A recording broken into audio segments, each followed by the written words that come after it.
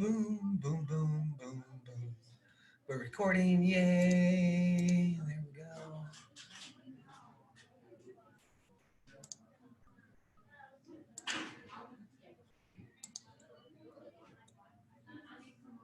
All right, all right, all right, all right, all right, all right, all right.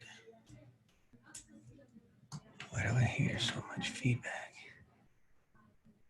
I guess it's just in this mic, damn. It's insane the amount of feedback we get. Can you hear the students from out there? Yeah. I don't need no stinking title.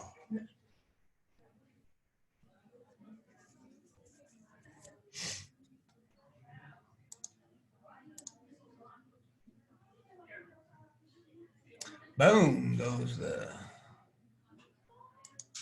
All right. All right, all right, all right, all right, all right, all right. Meeting is now streaming live on Facebook. Hi, Facebook. All right, so let me get your mic hot again.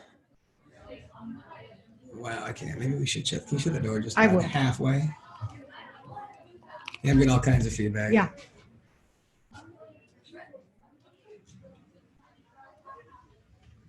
That's good. Did it help?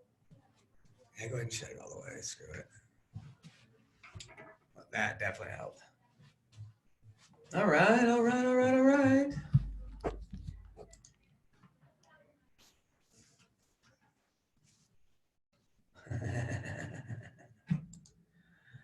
All right, so wait, do I have screen sharing going on? All right, so welcome back again. We are going to dive back into how to read philosophy. We might have students coming in and out, so if there's that little breakup, that's what's going on. But otherwise, we're gonna try to power through this one real quick. So, okay, I'm gonna start sharing the screen. Again, this is the reading for my ethics class, but this will work for any of the philosophy courses. But we're gonna go ahead and use Kierkegaard because he's nice and dense. I think this system will work really well. So again, my idea here, this is for general reading. Catherine's work is in reading in general, reading comprehension. Yep. We, of course, are doing philosophy, so we have a little different take on that. But this would work for any course. I mean, this method, I think, would work for any course, even a textbook. I still think this method would work. I think you're right. Yep. Or at least an adaptation. If you put the idea in students' minds, they can adapt it however they want for the reading that they need to do. Yeah, and again, for my classes, I see this as a way to start doing something I hadn't really, I thought about it, but hadn't really figured out how to really talk about, is using it for journals as your journal assignment. So you can go ahead and start thinking about this as another way of doing your journal, where you'll go ahead and take the reading, like this one we have here, which is in the, download it to your computer. And same thing, we'll highlight as we move through here and show you can upload that as your journal assignment. So for those of my class, that should make sense. So you can go ahead and when we're done with this piece, and it's all highlighted, you can go ahead and upload that as your journal. And that'll show me you're doing this. But again, if everything's highlighted, that's not what we're talking about. We're talking about fine pointing things. So. Which I think is a problem that some students have, is that they have to decide what to highlight and why to highlight it. And so some students default by just highlighting everything, and then they don't need to make those two decisions. And that's fail. That's what we want to avoid. Yes, if you turn in this piece and everything's highlighted, that's not going to count. No. Right? Anybody can do that. So. Right. And of course, as you start playing with this, you can adapt it. If you want to use a system where you're putting notes in there instead of highlighting, that's fine. Yeah. This is just a nice, easy, wouldn't take any technology ability, really. Anybody can do this. So, so on that note, we're going to dive in here to this piece on Abraham. Yeah, in fact, I'm going to actually open it in Google Docs so we can have a little bit better play with it. And of course, you can do this yourself, right? You can download this and upload it to Google Docs. Yeah. And if you upload it to Google Docs, you'll see the same thing we're seeing, which is all this stuff I can play with up here. So this is the difference. You can see that right here. The big difference is between the Google Doc and this. Oh, I guess I opened it in the same window, but you don't have the content, you don't have the tools right. in the other one. So, all right. So here we go. We're going to dive into this. I'm going to go ahead and let you start. Maybe we should start with the code. Okay. So I got this idea from this David Conception, who wrote this document on how to read philosophy.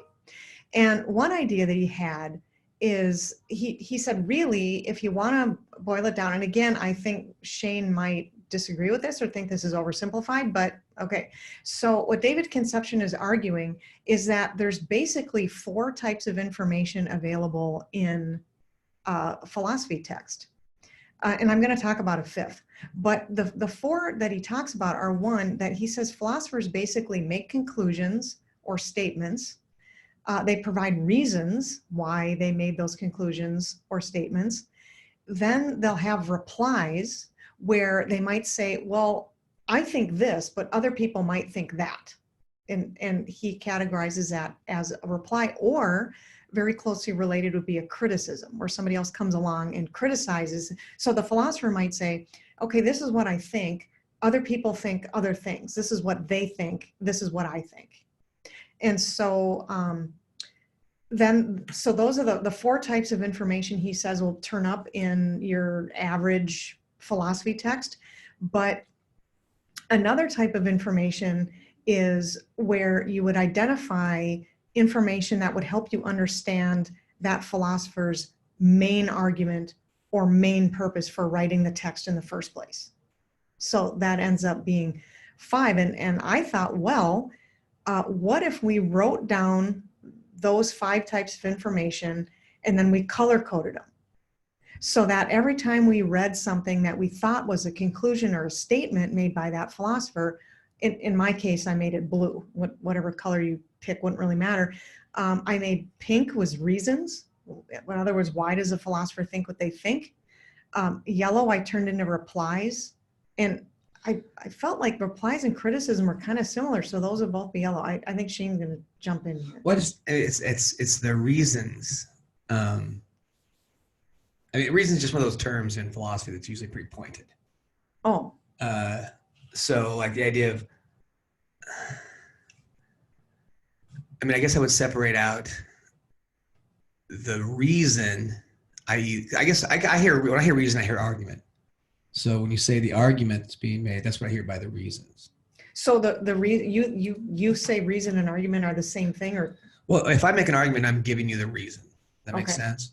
But reason's got this kind of, it's been watered down. Like it means almost everything. That's kind of the problem. Okay. Right. What's my reason? So, usually when a philosopher uses the term reason, they're using it for a pointed reason. That's right. They're using it in a context. Okay. I'd want to not confuse the students with that. That's kind of the idea, because they're going to hear, like if Descartes talks about reason, he's not talking about your opinions. Does that make sense? He's talking about reason as in the ability to think. He's talking about the condition for the possibility of argumentation as such. Okay. Right. That's what I'm saying. So reason's a very powerful. Should we use a different word? Yeah. Well, so the way you argued it, reasons for the argument, it's really the points of the argument. Should we say reason is points of the argument? Well, I mean, let's see. Yeah. So you have the purpose. So the thesis. Yeah. Right. The thesis. And then the conclusions and statements, which I think are different. And then it's really the points of the argument in a sense. Yeah. I'm gonna write points of the argument. Or main points or something like. I mean, there's a sense in which argument's redundant. We know it's an argument. It's a philosophy paper. There's arguments already in it, so it's really just main points. So I or would supportive points. Maybe is a better term. Supportive points. I like that. Supportive points. Yeah. Or support in general. Supporting points. Supporting points, yeah. Okay, supporting so in this premises case, is, if you want to get technical, it's supporting premises. Yeah, which I'm an English major, not sure about all these terms, but so pink then becomes the supporting premises. Yeah. So what I'm looking at it is if a philosopher makes a statement, then they will maybe either before that or after that have the reasons why they made that statement, and that would be the supporting premises. Yeah. Okay. And it's just because of that term reason. Again, because they're going to, in certain philosophers, that term's being used very pointedly. Okay. And that's the only reason why. But see, even I slip into it. It's just that it's become a colloquial term that doesn't mean what it in philosophy that it means, right? But anyway, yeah. So that's the general idea. Of course, you can pick any. In a simplistic sense, I guess, because I think maybe that's almost already getting a little bit out there. I always, like I said, the simple thing is, what are they saying?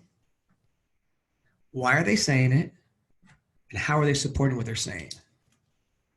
Right. That's kind of the method I always used.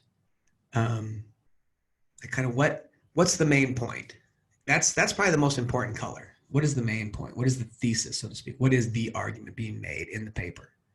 And I got to warn you, in philosophy, that's not always in the first paragraph. Right. Huh. Sometimes that's buried somewhere in there.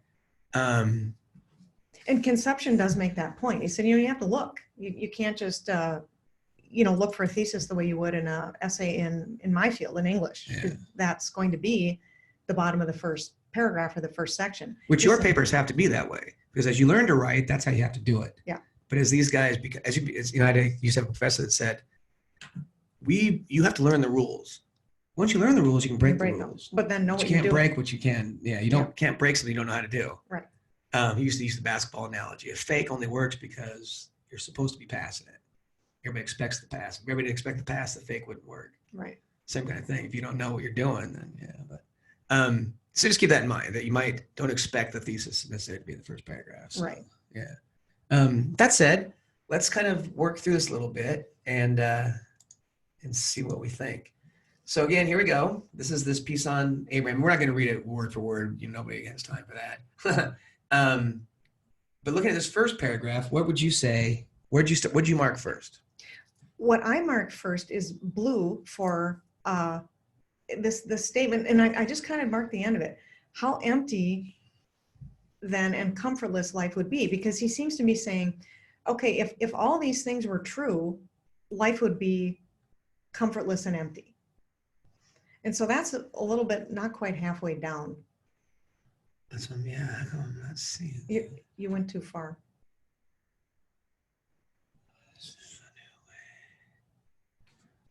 Can I point to it? Sure. Right. Oh, okay. Okay, yeah. So here's what she has highlighted here. How empty this. So. And that was blue for better or for worse. Yeah, for better or for worse. Let's go ahead and, because that color doesn't show up really well in here. Okay. We're going to go ahead and make the main points red. Well, that's not red. What color is that? Let's go back.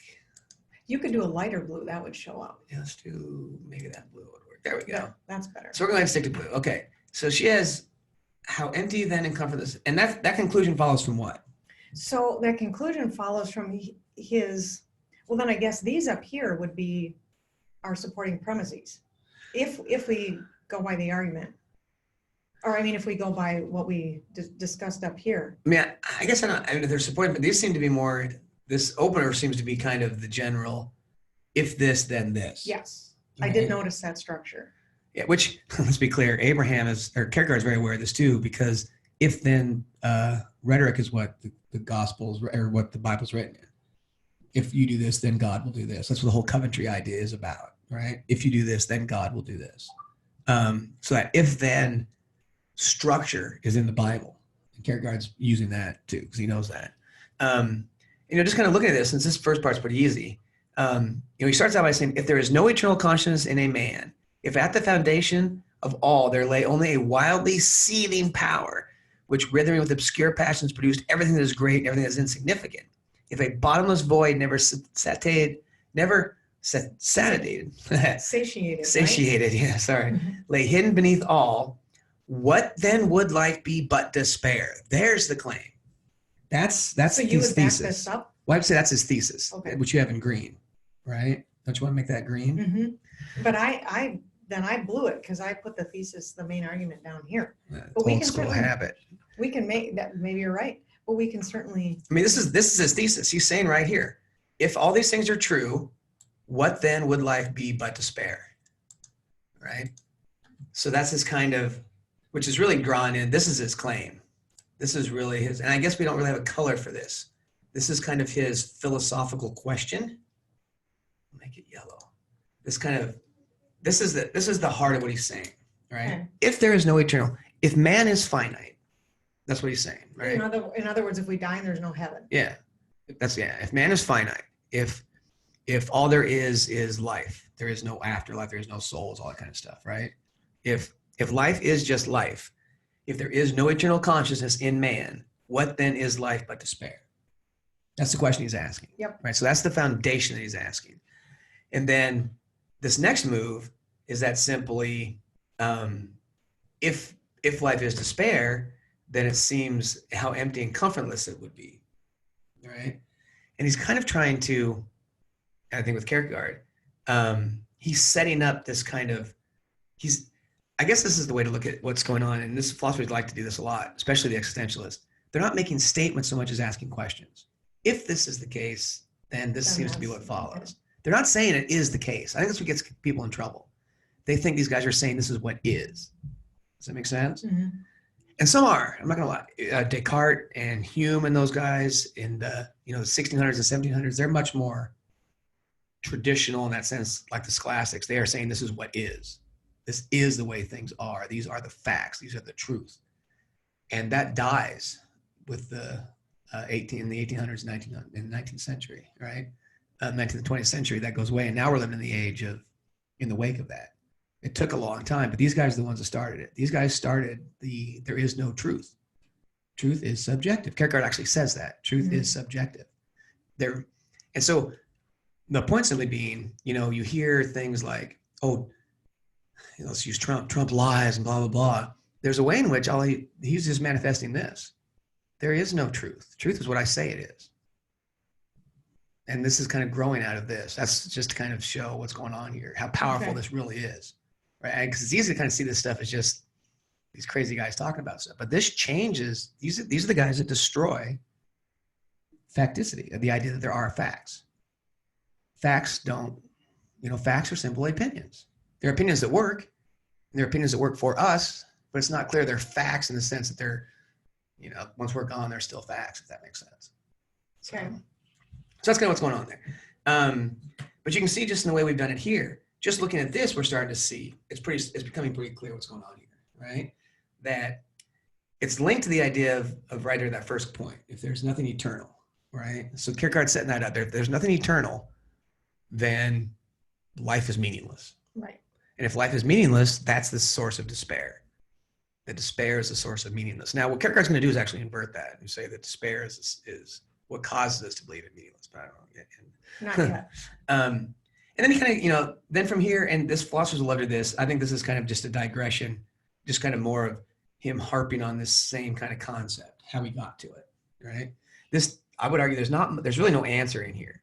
This is really just him saying, when the poets write about this stuff, that's just them trying to cover over this despair or to account for it. That's another way to talk about it, right? They're capturing he seems to be arguing, if I understood this right, that the poet's job is to capture the experience of the hero so we never forget it.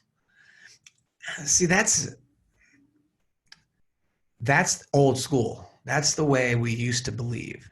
Kierkegaard's challenging that view. Okay.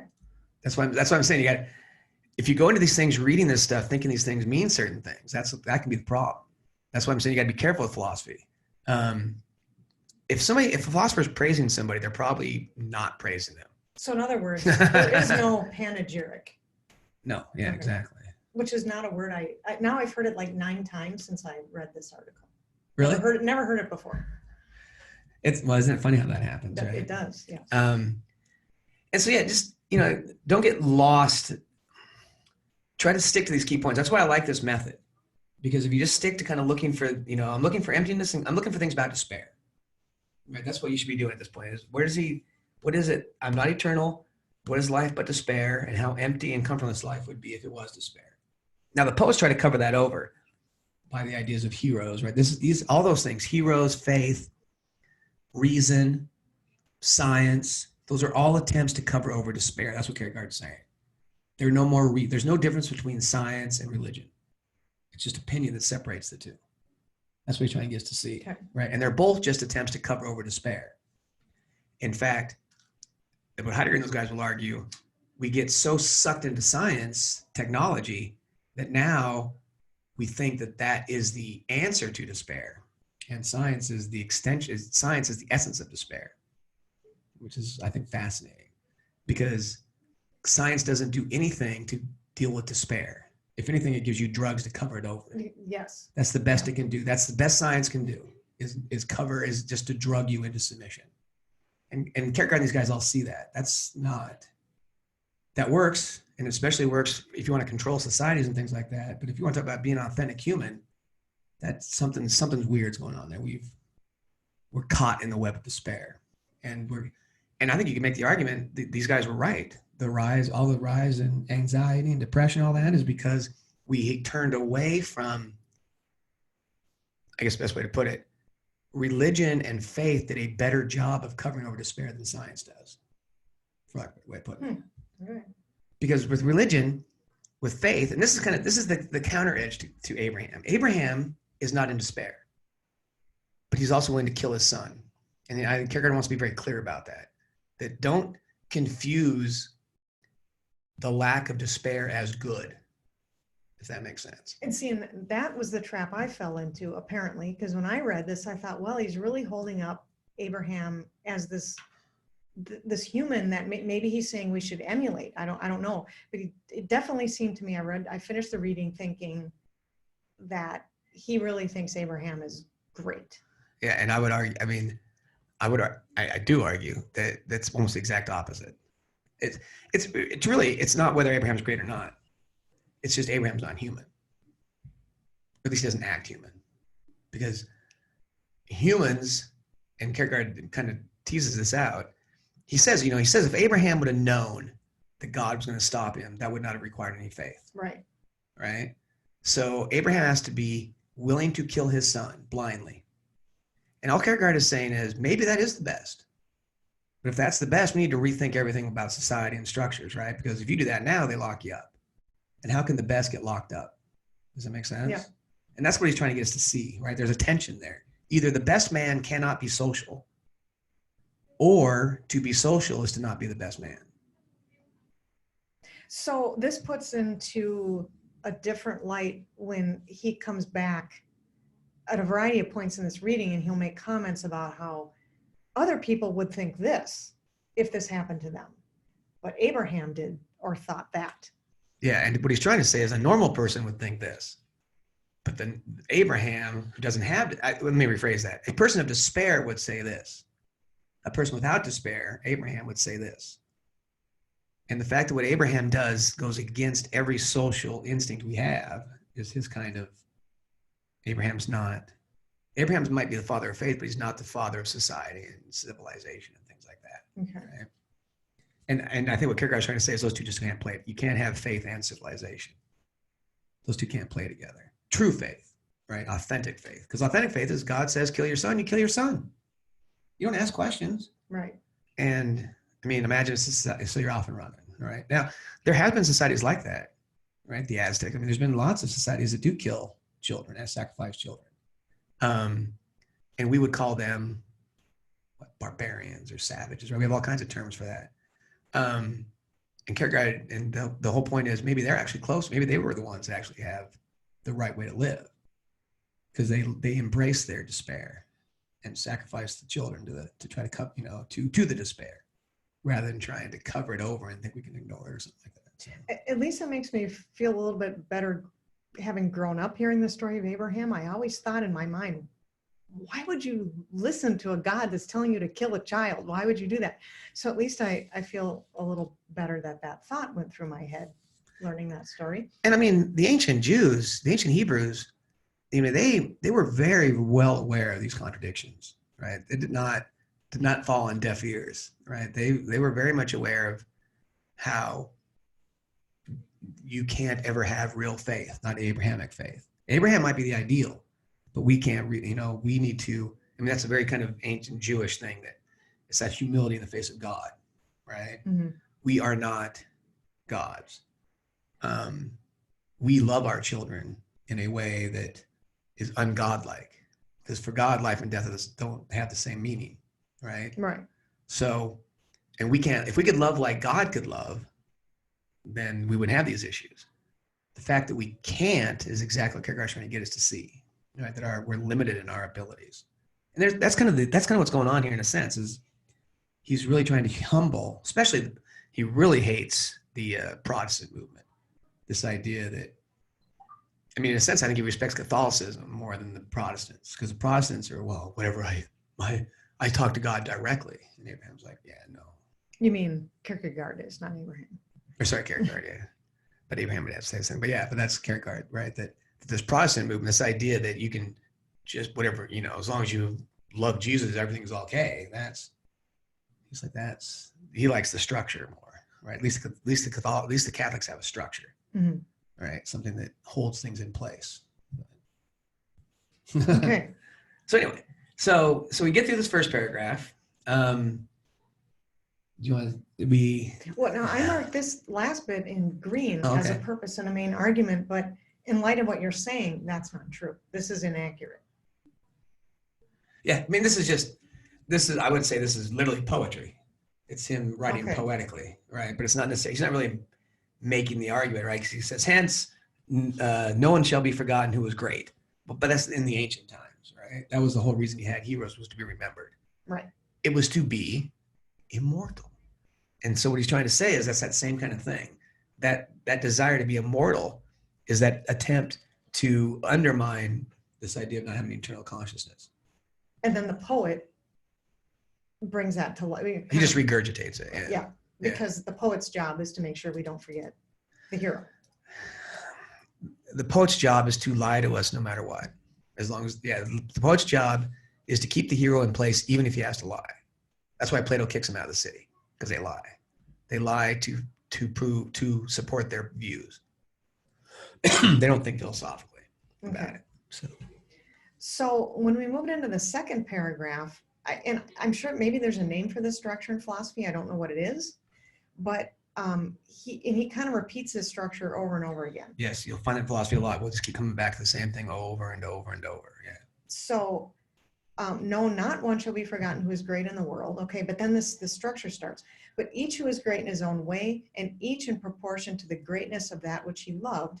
But for he who loved himself became great by himself, and he who loved other men became great by his selfish devotion. And then I highlighted the last part of that where he brings in God. So he says, so it's kind of like he goes in stair steps is what I was thinking. So if you're great in this way, that's fine. If you're great in this way, that's a little better. But if you're great with God, that's the best. And he seemed to kind of keep coming within to that. within the rhetoric of the poets. Right, keep that in mind. So he's referring to the rhetoric of the poet as Yeah. opposed to what he thinks. Yeah. So I didn't catch that. So I'm thinking this is what Kierkegaard thinks. Yeah, no. A couple rules with philosophers. Rarely do they always hold back. They're rarely saying what they really think or what their personal views are, right? They're really trying just to open up what other people have said and try to expose them, right? Again, some of the philosophers that like Descartes and those guys are saying this is my view and this is what I believe and blah, blah, blah. Mm-hmm. But the further you get into it, like Kant and these guys, you start getting more of this. I'm not saying this is what is. I'm saying this is what's necessary if this is what is. What Kierkegaard calls the conditions for the possibility. Okay. Right? And that's kind of what Kierkegaard is doing here. And again, I would say this next paragraph, again, is just kind of him driving home that same kind of point that these are the different ways in which we cover over. So there was strife in the world, man against man, one against 1,000, but he who strove with God is greater. He keeps saying this, right? Yes. But remember, every time he says this person is this is the non-social person. The one that is the one that's going with God is a non-social person. Yeah. And there is a way in which I think Kierkegaard is saying maybe that is the best, but those people are never going to be, you can't have society and them can't play nice together. Which I think he's trying to get us to see that even if this is true, this is what he's trying to say, right? If this is true, if the greatest is the one that walks with God, then the one that walks with God is not a social being. Because you do what God says, not what society says. So Kierkegaard will have this thing called the teleological suspension of the ethical.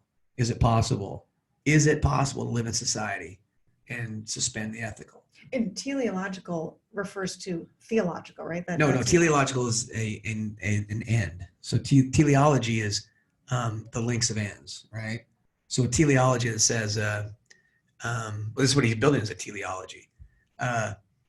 Justice is equality. That's a teleology, right? So equality should lead to, or justice should lead to equality, right? Okay. Teleologically. The telos, the end. So the end of the goal is X. Does that make sense? Okay. That's what we mean by Like a teleology. telomere in a biological cell. In a sense. I mean, yeah, telos, it comes from Greek. Telos means end. Okay. It's just the end. So in a sense, yeah, in biology just means end, the end of a cell or the end of it, right? But in here, it means the end of the argument or the end of the movement, right? What is it pointing at? What is the point? Okay. What is the telos? And then, of course, there's arguments about that humans always think, we have to think. So reason is the structure of teleology. Reason is teleological. Does that make sense? If this, then this, then this. That's a teleology structure, right? Theology is just, yeah, that's just God. That's theos. That's a different term, different root term. And then, of course, there's transcendence, which if transcendence is possible, then teleology changes. But I don't want to get into that. That's right. Transcendence That's is a different else, argument. right. That's character. That's Kant, who's he's reacting to, actually. But anyway. So that's kind of what's going on here. So what I noticed is that to me, these seem to be conclusions. I didn't realize he wasn't making them, but he was kind of furthering the argument about the poet.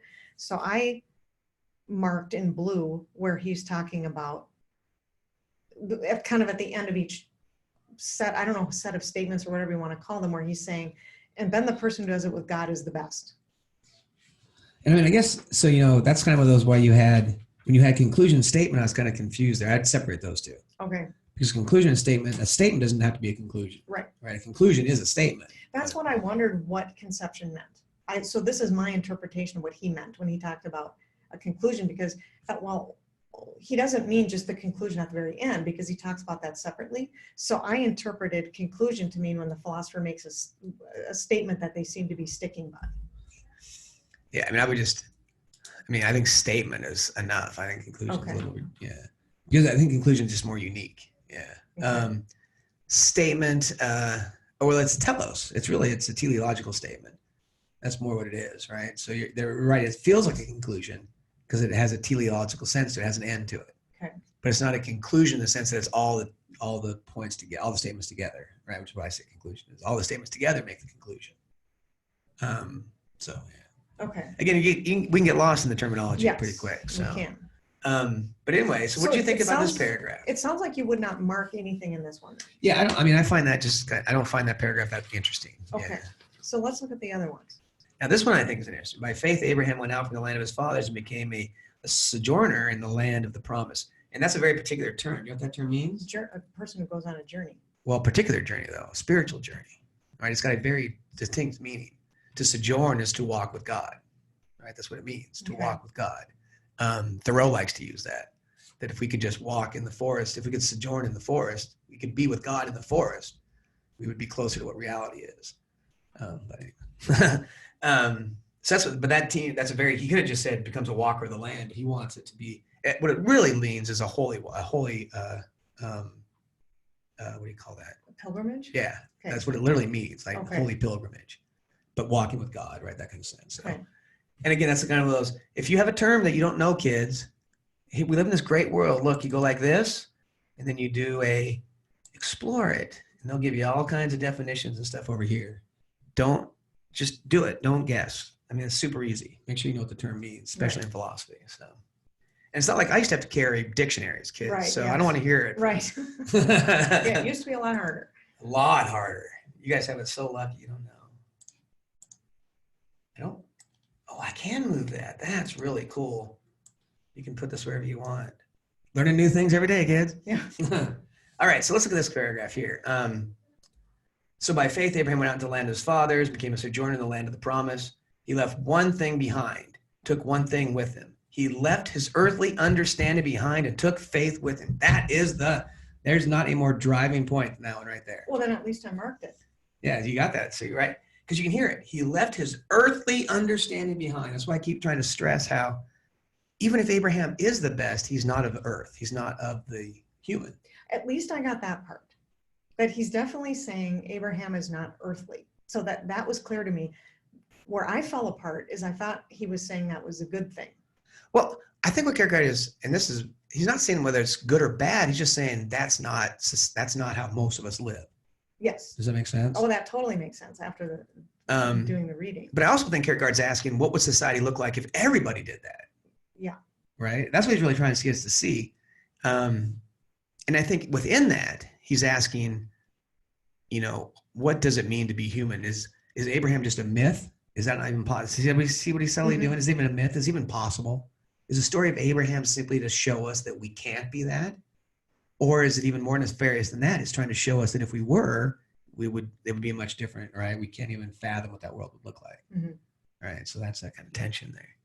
I told you, kids, he's Kierkegaard's good stuff. Yeah, so that's kind of what's going on there, right? And by faith, he was a stranger in the land of promise.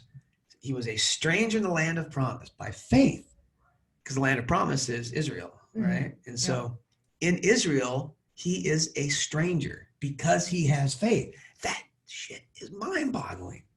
I did not mark. But isn't that interesting? It's interesting, yeah. And so what I would be doing, kids, right here is being like, okay, so he left his earthly understanding and took faith with him, right? That's a point that I would want to mark, because that's something I'm like, okay, that's a pretty powerful point. But then he follows it up, right, by he is a stranger in the land of promise. And I'd want to make sure I hit that one too, because you can start to see now you can see it in print, that he left his earthly understanding and becomes a stranger in the land, right? And that point is, to say that again, is in the land of given to the people, the person of faith is a stranger, is an outcast. And we get into the weirdness of the West versus like American Indians. In the West, we've traditionally thrown the stranger out. We are afraid of the stranger. We lock the stranger up. Whereas like American Indian societies, of course, they're very diverse, but in many of them, the stranger comes to teach you something, right? About who you are. And I kind of hear that here. We're trying to learn from Abraham about who we are, not to be like Abraham, but to see how we're not like Abraham. Does that make sense? Yeah, now it's kind of making sense. I marked one other thing, but I bet you wouldn't have marked it. And that's this last sentence. There is no song of lamentations by Abraham. It is human to lament. So there he's distinguishing. Oh, you would mark it. Well, it's the same point. Yeah, so he's distinguishing between like what a regular person would do and how Abraham is different. Exactly. People would do this. Abraham does this other thing. So I marked that. Yeah, we would lament. Humans weep, right? But it is greater to believe. Now, he says, but it is greater to believe, more blessed to contemplate the believer. And here's where he's kind of making fun of the religion, or challenging the religion. And you're getting into this next paragraph, right? Yeah, but just this point here, it is greater to believe, more blessed to contemplate the believer. Okay. Because again, he's trying to say that's what religion says, right? That's kind of what the religion says. But he's trying to say, but does it really mean that? Does it make sense? Okay. So he's kind of challenging that understanding of that. And again, he's not saying it's not true. He's just saying, if it is true, what does that mean? And it seems like it means we're not human. If we're not human, then how do we have societies where it just starts to backwash, right? So that's going on there. How about the next paragraph? Okay, so I marked the very first sentence. By faith, Abraham received the promise that in his seed all races of the world would be blessed. Okay, so the point here. In Isaac, by the way, who you're supposed to kill later. Okay. You're supposed to kill the Coventry. So. Right. So because this is the second Coventry with God. That Abraham, what was it? Okay, so and you know more about this than I do. So the first one would be. What is the first Coventry? What's the first thing God says he'll never do again? Destroy the earth with a flood. That's right, the Noahic covenant. And it's also the only covenant that requires nothing from man. God just says, okay, I screwed up. I'm sorry, I won't kill everybody again. But it requires man to do nothing. The second Coventry, the Coventry of Abraham, requires man to circumcise himself as a sign that he's of the lineage of Abraham. Does that make sense? Yeah. Although, this is an area I don't know much about. But so in the second Coventry, the covenant with Abraham, that one requires an act, the act of circumcision. And then, of course, the Noahic covenant is the laws. If you follow these laws, then, right? If you do this, then I'll do that. Is the Noahic, is that after Moses, the 10 Commandments? Yeah. So, and then there's debates about whether or not Jesus is a Coventry or not, but that gets into some weird. So. Okay.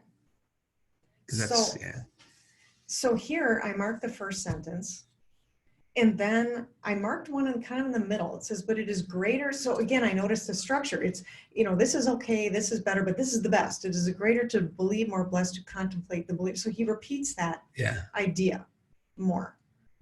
And again, always with what you got to keep in mind is, again, he's not saying that that's not the best, but he always tries, what does it mean to be the best as in society kind of thing, as community? Yes. Right. There is a way in which if it was just one human on the planet, then that also makes sense. Right. But when you have many humans, how does that play out? Right.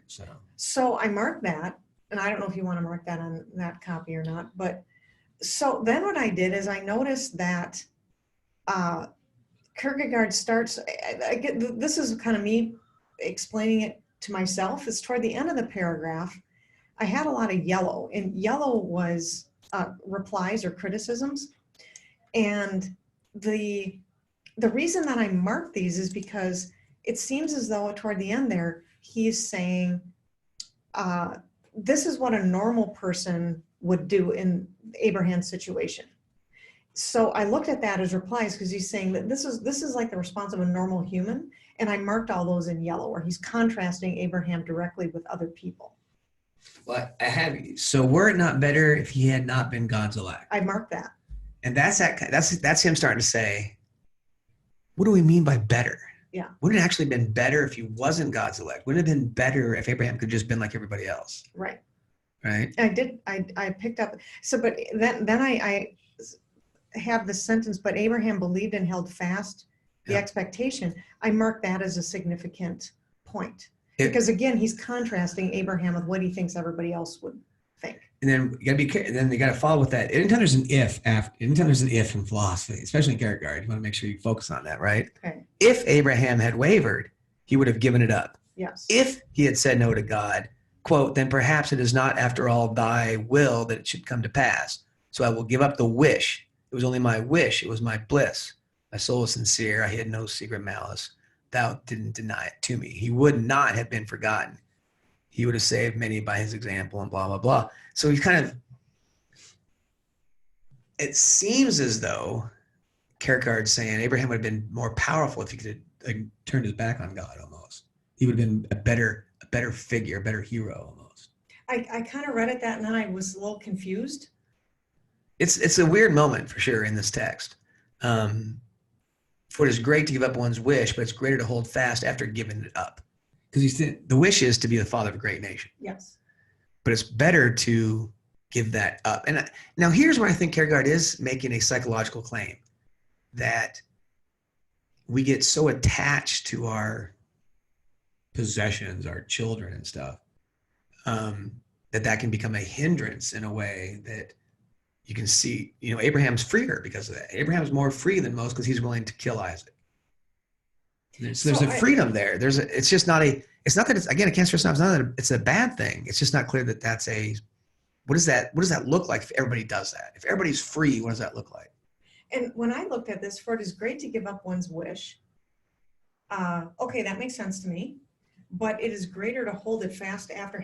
If you give something up, how do you hold it fast? That's exactly what he says he does with Isaac. He's willing to sacrifice Isaac while loving Isaac, right?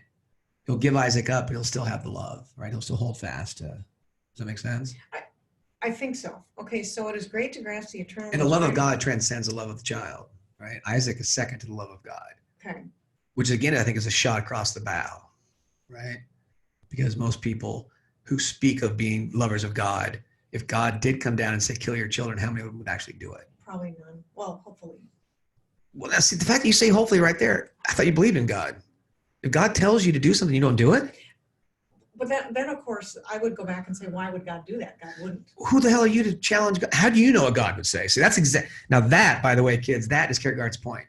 What kind of vanity does it take to say that you know what God would or would not do? Does that make sense? Yeah. And only a vain, and I think Kierkegaard loves to use this term, only vanity could lead a human to say they know what God would or would not do. And so this comes out, students all the time are saying, oh, well, Abraham knew that God would provide her land. No, he doesn't. If he does, and Kierkegaard says this, there's nothing, that's not interesting at all. There's nothing powerful about that. There's nothing interesting in that. Right. right? That just makes God human. That makes God beholden to our desires. So the end, the very last sentence, he said, is great to grasp the eternal, which I read, it's great to understand God. It's greater to hold fast to the temporal, which is like our daily life, after having given it up. So I read that, like, it seems like he's kind of saying that people can kind of be dual citizens, so to speak. They can kind of be focused on the eternal at the same time they're living in a daily world. I wasn't sure what to make of that. Well, so he has this kind of structure of faith where you have the night of infinite resignation and the night of faith, right? And well, the night of the ascetic is the first one. So the night of the ascetic is the person who, is the person of pleasure, who likes stuff, right? Who's, if they lose stuff, they feel bad. That's the lowest of the low, right? They're the ones that are caught up in the earthly desires. And there's the night of infinite resignation who gives it all up. But yet in giving it up still somewhat possesses it. And then there's the night of faith that gives up all hope, which is the interesting thing, right? The night of faith is the one that no longer has hope, but he gets everything back. Because now once he gets over that desire to possess and to have and to hope, he now has everything, because that's the godlike kind of possesses everything. It's interesting. I finally watched the movie Joker the other night. Oh. And I think that's kind of the Joker. He finally becomes the knight of faith. He gives it all up and then gets it all back, kind of in a weird sort of sense. He gets himself back. Okay, yeah, I haven't seen the movie, so. I mean, basically what it's that kind of sense. It's the rise of the Joker, who in society is an outcast and looked down upon, right? When he finally just starts killing people, he's freed because he's no longer trapped by he doesn't need things. He doesn't care anymore. He invokes God's will in a sense. You're evil, boom. Right? And this kind of, and in that frees all these other people, because now we're no longer bound by the, laws and rules. And that's kind of what Kierkegaard trying to get us to see. I think that's kind of the point, is if we lived like Abraham, we'd be like the Joker in today's world. The Joker is Abraham in today's world. Never having seen the movie, I can't say, oh, I can see that, but. I mean, the Joker's an old school. I mean, he's the essence of doing whatever the hell he wants, basically, right? And there is a sense, I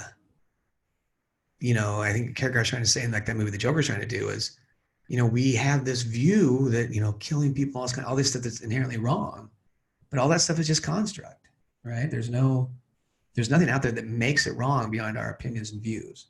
And that's kind of what these guys are trying to say, right? And that's why they want to. You mean with the movie or in this reading? With both, right? They're the same thing.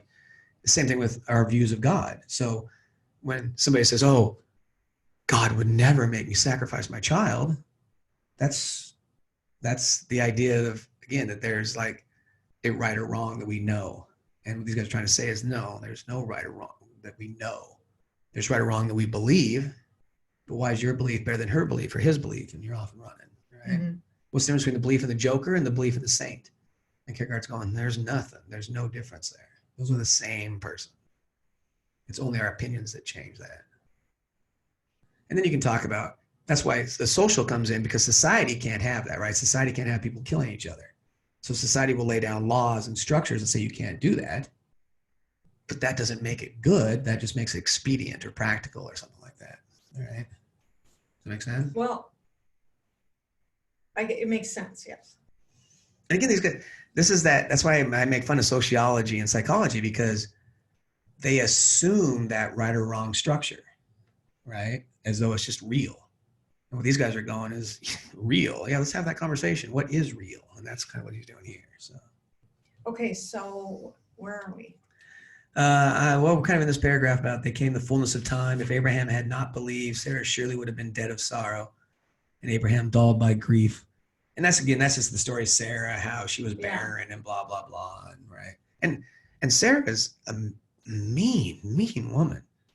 Sarah never trusts God. She always doubts God. And there's some kind of anti-woman thing going on here too. But it's Sarah that forces Abraham to sleep with Hagar when she's barren.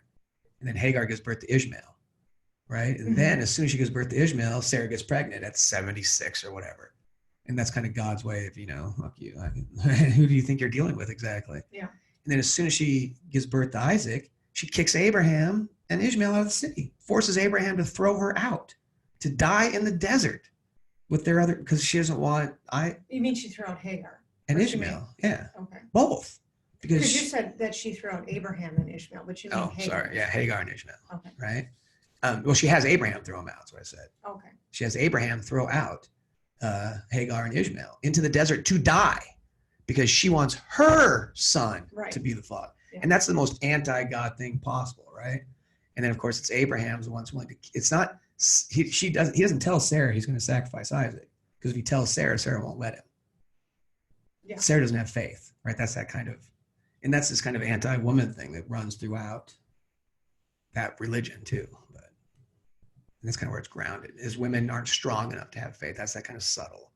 Women are too, I'll just say it, emotional, right? They let their desires get ahead of their faith. And to have faith is to lack that desire. But then that's Kierkegaard saying, but is that even human? Right. Is it even human to? And that's kind of what he's trying to do, right? I looked at this paragraph, the one that said, and then came the fullness of time, Mm-hmm. as a fair amount of him saying, if Abraham were like a regular guy, this is what he would think. So, because it says, if Abraham had not believed, Sarah would have been dead of sorrow. Because Sarah wouldn't have gotten pregnant. Yeah, and he seems to be saying most people would not believe. Most people can't believe. Or can't believe or won't Or can't have whatever. faith. Right. Not believe. We all believe. We can't have faith and belief are different things. Fundamentally different things. Okay. I can believe in who's going to win the football game. I can't have faith in who's going to win the football game. Okay. Does that make sense? There was joy in Abraham's house when Sarah became a bride on the day of their golden wedding, right? He's just being silly here. But it was not to remain thus. And that simply is the point that even in our moments when everything seems right, those moments are limited, Mhm. right? And that's kind of that same. That's again that despair. It's always about despair. So it's always coming back to that despair. So yeah, God tempted Abraham and said unto him, take Isaac, thine only son, whom thou lovest, and give thy into the land of Moriah, and take him there for a burnt offering upon the mountain which I will show thee, which is to say, sacrifice that boy, Mm-hmm. right? And there's been a lot of literature done by Jewish scholars in what's called the Talmud, and the Talmud is response to the Torah. So it's priests talking about these stories. Yeah. And there's a lot of them in the Talmud that say the true test was Isaac, because Isaac's like 12 or 13. He's not a baby, and he says, Dad, where are we going? Yeah, I remember that. Yeah. We're going to make a sacrifice. Oh, I don't see any animals. Well, what the fuck are we sacrificing? Yeah. And Abraham says, God will provide, right? So he's in a sense lying to his son, which again is an interesting kind of, he doesn't tell his son either, right? And again, I think this is Kierkegaard showing that distance between faith and earthly desire and understanding, right? But then the Talmud has a sense that Isaac was probably like, I know exactly your sacrifice, and yet he still goes. He doesn't try to get away. And so the person that really had faith was Isaac. Oh, But not really brought up here. no, that's Yeah. again, that's that Talmudic stuff. Yeah. And by the way, kids, if you want to read something, that Talmud is some damn good read. One of my favorite Talmudic stories is about whether or not you can help somebody who's drowning on the Sabbath. If you need to use a tool, so you can reach out and grab somebody, no problem. But if you have to get a stick, can you do that? Because it says you can't use any tools on the Sabbath. Is it okay to take a stick and reach at somebody? And I mean, the Talmud dumps ink on whether or not that's okay or not. So anyway, I'm glad I studied religion. I really, really am. It was it makes me a better thinker because I understand the background Right. stories. So. This paragraph that starts, so all was lost more dreadfully than had come to me, I marked this all. I was only making sport of Abraham. What? I love that God was only making sport of Abraham. Basically, God was just having fun. Right. God is bored and says, let's see how far we can get Abraham to go. Right. I kind of looked at this paragraph as, I marked it in yellow, which is for kind of a criticism or a reply, because it seems like what he's saying here is like these are a bunch of different ways to look at what happened here. Like this is what, this is how people might respond to this. Yeah, no, and that is. He's just kind of running through all these different, yeah. If there's no compassion, again, there's lots of, it's kind of, all would now be law. It's just him running through the ideas that should be going through Abraham's head. Yeah. Right. But yeah. And then it says, how's that end? He says, and it was God who tried them. Yea, woe unto the messenger who had come before Abraham to such tidings, who would have ventured to the Ismael into this sorrow. But it was God who tried Abraham. Yet Abraham believed in this life. Yea, in his faith had been only for a future life, he surely would have cast everything away in order to hasten out of this world to which he did not belong. Now that's fascinating right there. Because that's a shot across the bow to the Christians in a sense, right? Because the Jews didn't believe in the afterlife, especially the ancient Jews, right? The ancient Hebrews didn't really believe in an afterlife. There's this kind of sense of Sheol and that God will raise all the dead and stuff, but it's very, it's that Hebrew humility. They refuse to lay claim on God, right? It was the Christians that came along and said, oh, I get a soul that's immortal and blah, blah, blah. And that's just that's nowhere in the Hebrew Bible. They have to, in fact, I make the argument that they take that from the Greeks. That's what Christianity is Greek philosophy and the talk of the soul coming together with Judaism and the God, and the meal those together is Christianity. Because you don't get the soul out of the ancient Hebrews. You just don't. And that's got to come from somewhere. And the Greeks are all about the soul. And you bring those two together and you get this kind of sense of. Now for the Greeks are kind of like the Hebrews. Yes, there's a soul, but they're not really sure what happens. And it's definitely not this happy-go-lucky, go to heaven thing. And so Christianity kind of adds that layer to it. There's the God, there's the soul, and then, we also get heaven. And and thanks to Jesus. So that's that move. Mm-hmm. And he's attacking that as much as anything else, right? The Christian view of faith. And that's the heart of what he's doing actually, is attacking that. But yeah. So just to point that out. Yeah. But yeah. So we had future and blah, blah, blah. And that's something I'd highlight right there. Right. Cause that's another main point. I did highlight that one. So yeah, it's another main point right there. Yeah. I highlighted a lot more than I should have, I think, going back to this, because I saw this whole paragraph is really significant. Which it is, but like we're trying to get people to see, right? Try to point down to those one or two sentences. The essentials, yeah. Yeah. All of this is talking about that, mm-hmm. Right? If Abraham had doubted, then he would have done something else and blah, blah, blah. That's the same thing as up here. Right.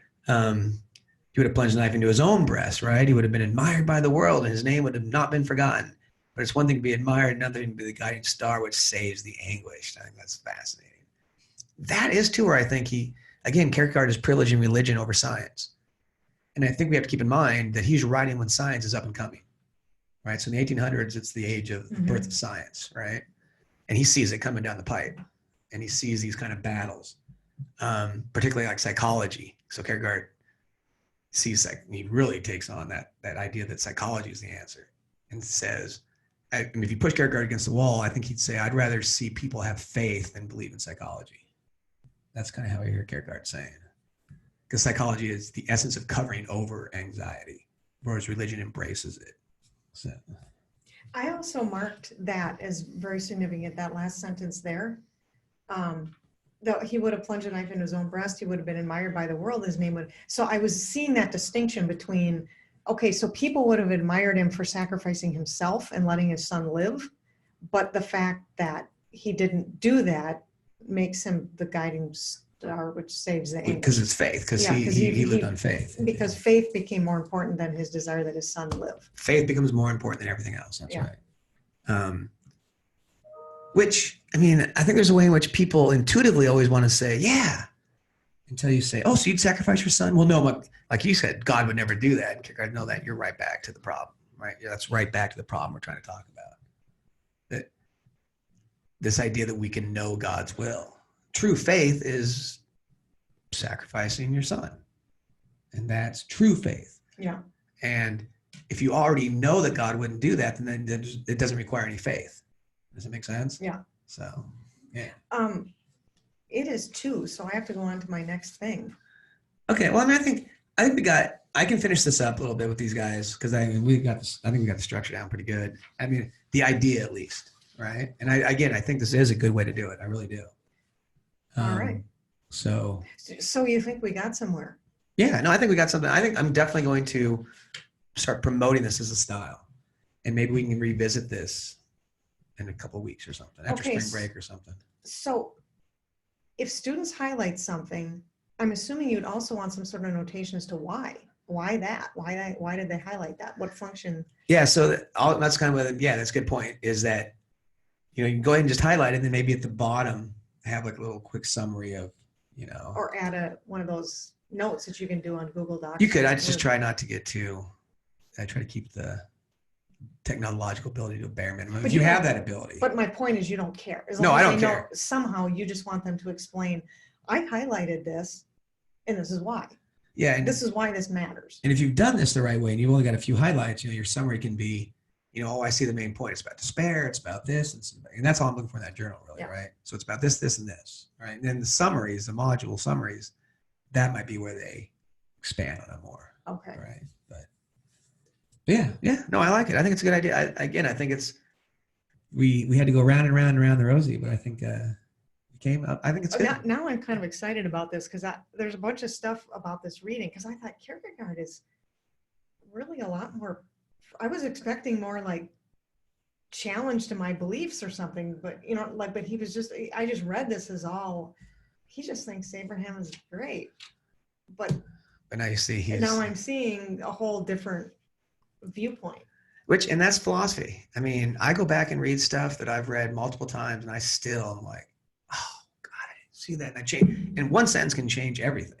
Right. One little statement can be like, whoa, what the hell? That changes the whole structure of this argument. Yeah. Right. So paying attention to that if structure, the if-then structure would be my takeaway. Yeah, and that's or a takeaway. A takeaway, yeah. Yeah. Yeah, no, right. That's right. Yeah. Okay. Well, off I go. Okay. Well, thank you. I'm going to stop sharing. Yeah. So until next time, I should turn that down next time people are taking their things off. No, thanks. I enjoyed it. We're going to talk about what to do from here. Because now I feel like I have a better understanding when you're trying to talk about how this stuff is not the same as other stuff. And let's do a different reading. Let's do, let's stay in the ethics course. Let's stay consistent. Let's see. You mean like make a different podcast over a different reading? Well, maybe we do a follow-up on a different reading, right? So let's see, Kierkegaard, Haas. Ooh, let's do, you want to do James or Nietzsche?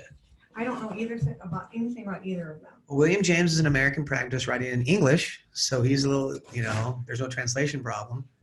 Friedrich Nietzsche is the smartest man the world's ever seen. Oh, one of the smartest men the world's ever seen. I don't know that I don't have a. Well, on James, it'd be On a Certain Blindness, where he talks about. Oh, I read that one. Oh, you've read it? I read both of them because you sent them to me. Or The Genealogy of Morals by Nietzsche. I read part of that. I know I read William James.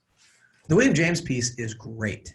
Let's plan on doing this one. Okay. It's about this. It's not super long. It's about the same. About the same as the other James piece, or the other piece. Yeah. But it's in English, and so there's not a translation issue. And James is a great writer, so he's. Yeah, I've got that one. It's printed out. I have it in my. Can you send it to me again though? Because I don't know what I did with all the links you sent me. Yeah, that's no problem. All right, I'm going to go and teach people about geology and help Erica with her test analysis. Sweet. Well, I think we did something. So Yeah, we did it. you can just keep that open. What? You can just keep that open. Okay. We'll see ya. Did I get? You got I everything? think I have everything. All right. See ya. All right, everybody. Well, there you go. So I'm just going to kind of finish this up real quick.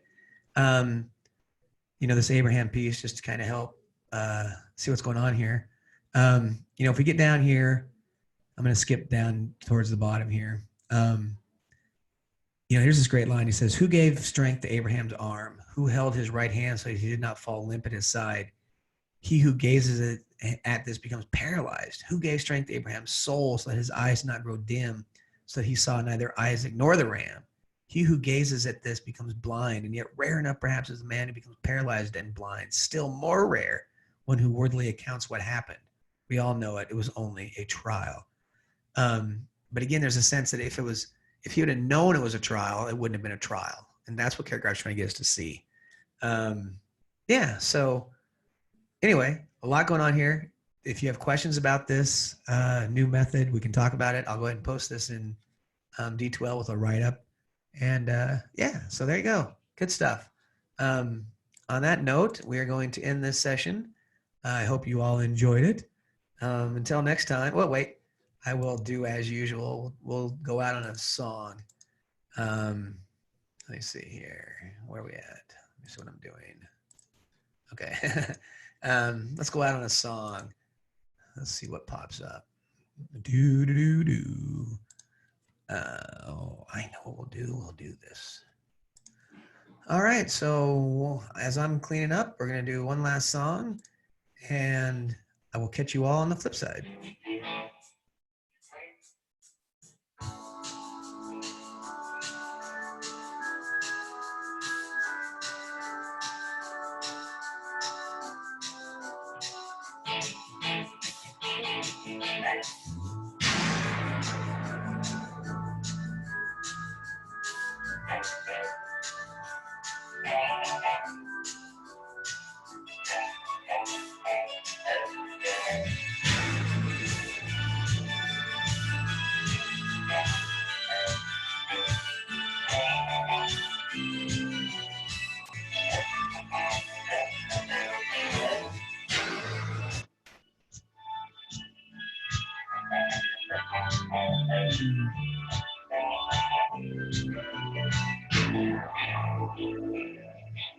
I want to rise and flash it down the poverty control. Somebody threw us back, they threw one in the hole. They threw us in the boat, and I got in the top. Somebody was up at the ball, and now sneaking in the ball, and trying to keep us down. Sneaking in the washroom, and the singing us now. Somewhere in the corridor, someone was at the stage. Goodness me, industry up the stage. Can't take it was crucified, sleeping in his clothes. Refused to walk past the light, and they break the rules. Launched up a big ass of all I heard of police. Everyone can sing about it, that's here. That's kind of trying to switch on to let's it down. Somehow I was a thing, somehow I was fun. Someday in the country, someday I'm free. Everybody knows it's an industry up the stage.